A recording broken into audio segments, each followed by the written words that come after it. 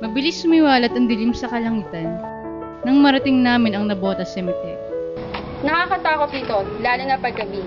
Di mo na nanaising pang pumunta rito. Wala ka nang makikita dito paggabi. May mga posting nga wala namang ilaw. Kaya mas minabuti naming bumalik kinabukasan. Pinasok namin ang mga iskinita ng mga patay dito sa Navotas Cemetery. Ngunit di namin inaasahan ang nakasusulasok na amoy na tatambat sa amin. Masikip, madumi at mabaho. Nakakatawang isipin na ang isang public cemetery ay isang public CR na rin. Di namin nakalaing may batang nagtatrabaho pala sa lugar na to. Siya si Robert, alias Daga. Ano po yung ginagawa ni Robert sa cemetery po? Kinukuha doon sa nicho, tapos nilalagay sa sako. Tulong-tulong doon, pag nag-ano ng lapida, tusok-tusan lang siya doon. Ganun lang. Magkano po bayad doon?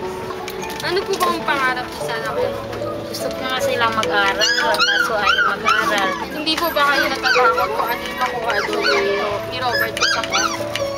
Yun nga, natatakot nga ako, kaya lang naman, hindi mo naman siya mapipigilan eh.